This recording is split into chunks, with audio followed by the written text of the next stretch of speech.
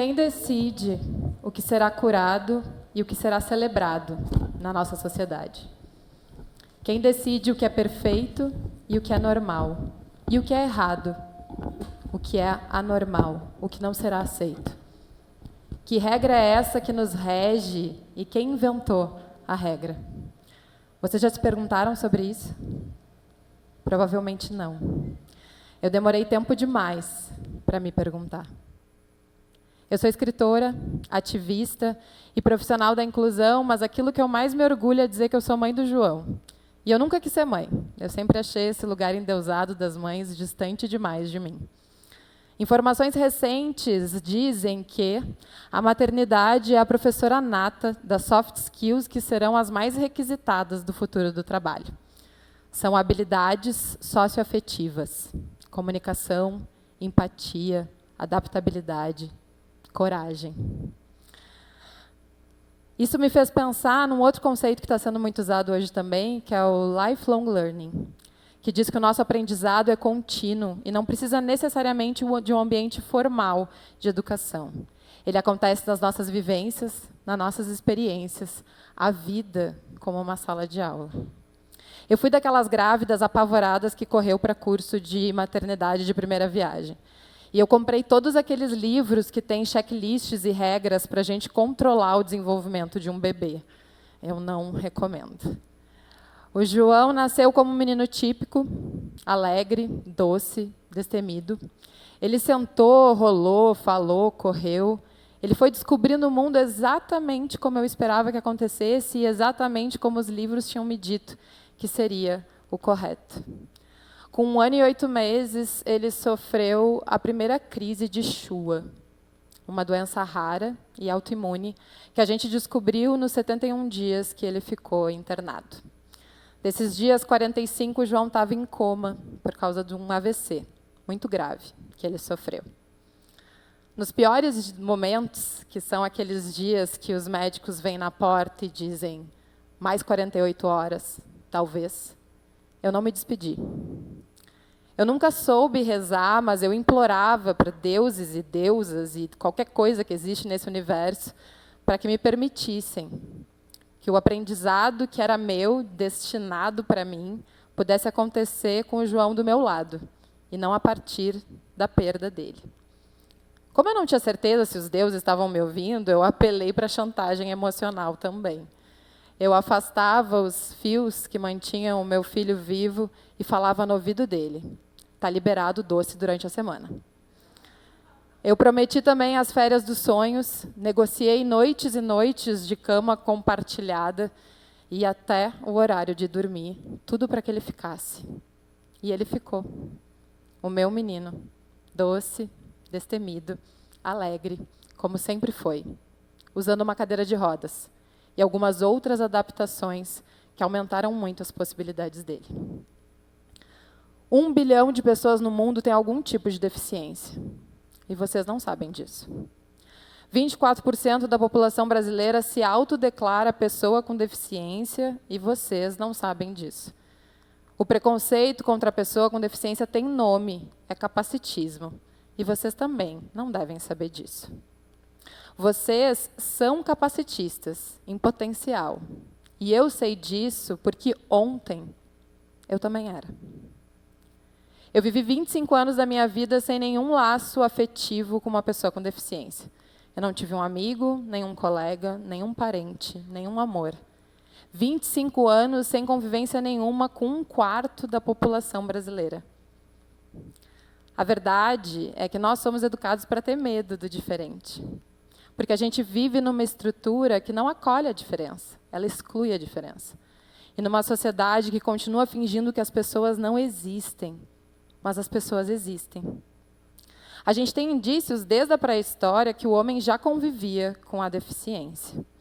E aí, ao longo dos séculos, as pessoas com deficiência se envolveram em narrativas de abandono, de rejeição, várias narrativas diferentes. Primeiro, por não ter o mesmo ritmo enquanto a gente era um povo nômade. Depois, por não ter o corpo perfeito, belo e forte que os gregos conceituaram. E aí, em algum momento, as pessoas com deficiência passam a ser vistas como aberrações, castigos de Deus. e depois rotuladas como doentes e tratadas assim, como até hoje ainda acontece. Aí vieram as guerras e um aumento considerável do número de pessoas com deficiência por violência, e a Revolução Industrial, que botou o valor do homem no quanto ele consegue produzir em menos tempo. Uma competição desleal, que vai dar de novo para a pessoa com deficiência o olhar de inválida, de não pertencente. Pessoas típicas sempre decidiram o destino de pessoas com deficiência ao longo do tempo. Nos Estados Unidos, um tempo atrás, a pessoa com deficiência não podia estar num ambiente público. Se eu estivesse num restaurante e ficasse incomodada pela presença de uma, eu podia chamar a polícia e ela seria retirada. Na Segunda Guerra Mundial, Hitler autorizou um programa de eutanásia e decretou que a pessoa com deficiência tinha uma vida indigna de ser vivida. 300 mil pessoas, entre adultos e crianças, foram mortos, mas absolutamente ninguém fala sobre isso. Rejeição e abandono. E essas são histórias assustadoramente recentes. Até pouquíssimo tempo atrás, o meu filho não tinha nem direito de uma escola regular. E, por isso, ainda hoje, mesmo sendo lei, muitas se sentem confortáveis de continuar negando esse acesso para ele. O capacitismo é essa ideia torta de que pessoas com deficiência são inferiores às pessoas sem deficiência. São pessoas vistas como anormais. Seres humanos que precisam ser corrigidos de alguma forma. Seres humanos que precisam de conserto. São vistos dessa forma coletivamente, com as suas condições naturais, com essas condições de nascença, como algo que precisa de conserto. E o meu filho, ele não precisa ser consertado. Esse preconceito tem várias faces, como todos os outros. A gente tem a versão do coitadinho incapaz, que vocês devem já conhecer, que coloca a pessoa com deficiência num lugar quase subhumano e que vai subestimar as capacidades dessa pessoa sem nem deixá-la se apresentar. A gente tem vários tipos e níveis de deficiência. A gente não está falando de uma categoria, está falando de pessoas. Está falando do João, da Alice, do Theo, da Gabi. Pessoas com histórias e potências muito diferentes. A gente também tem a visão do doente, que é muito perigosa, porque deixa subentendida a necessidade de uma cura, a necessidade da reversão de um problema. A deficiência não é uma doença, é uma condição. E sim, uma pessoa com deficiência pode perfeitamente ter uma vida saudável. Por fim, a gente vai ter as narrativas do herói da superação, muitas vezes usadas para contar as nossas histórias, que vão nos desumanizar tanto quanto as primeiras, mas essa parece um elogio. A sociedade que impõe uma série de obstáculos na vida de uma pessoa com deficiência, ou não faz questão nenhuma de retirá-los, é a mesma que vai dar uma medalha para o sujeito que conseguir, com muito esforço e sofrimento, passar por algumas dessas barreiras. Olhando para essa pessoa como um objeto de inspiração, romantizando a exclusão e deixando num lugar de conformidade a ideia de que o mundo não é para a pessoa com deficiência.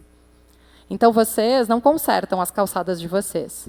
Mas quando um cadeirante empinar sua cadeira e, de uma forma muito surpreendente, conseguir transpor uma calçada que mais parece um rally, vocês vão gravar um vídeo, colocar nas redes e dizer: os verdadeiros heróis do Brasil.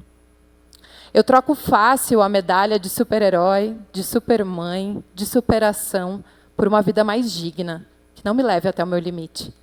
Eu troco fácil pela possibilidade do João ter o direito de ser apenas o menino que ele é, crescendo, como qualquer um outro. A gente precisa urgentemente mudar o ponto de vista e entender que os lugares são deficientes. As ideias são deficientes.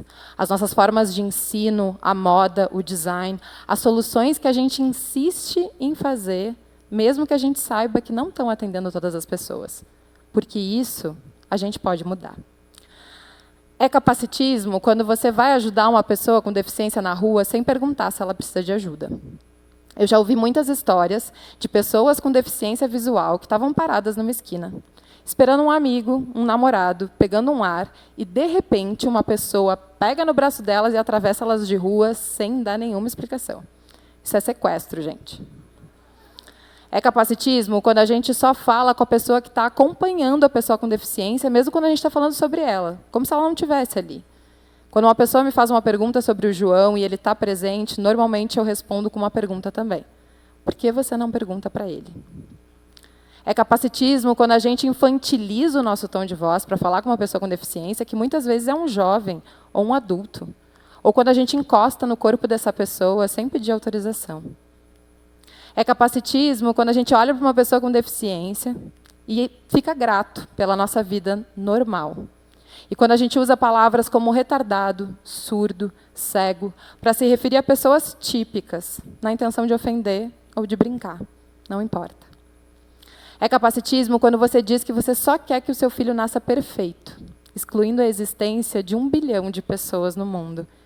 E quando você diz e afirma que uma criança atípica ou um profissional com deficiência vai atrapalhar, prejudicar o funcionamento de uma turma ou de uma equipe de trabalho. É capacitismo quando uma pessoa chega para mim e diz: "Ah, mas o seu filho é tão bonitinho", como se uma pessoa com deficiência não pudesse ser bonita. Ou quando me pergunta assim: "Ele entende alguma coisa?", partindo da crença que uma pessoa numa cadeira de rodas não deve entender nada. É capacitismo quando você fica irritado na fila de um banco, supermercado ou no ônibus, porque uma pessoa com deficiência está atrasando o seu dia, a sua vida, sem nunca se perguntar se ela não está atrasada para a vida dela.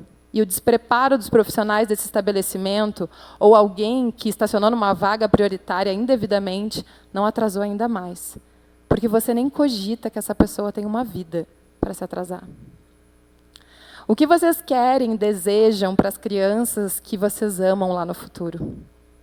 Que tenham amigos, amores, vitórias, portas abertas por merecimento. Eu também desejo isso para o João. Mas esse merecimento precisa vir a partir de contextos inclusivos, que permitam que isso aconteça. Dizem que empatia é se colocar na pele do outro, só que isso é impossível.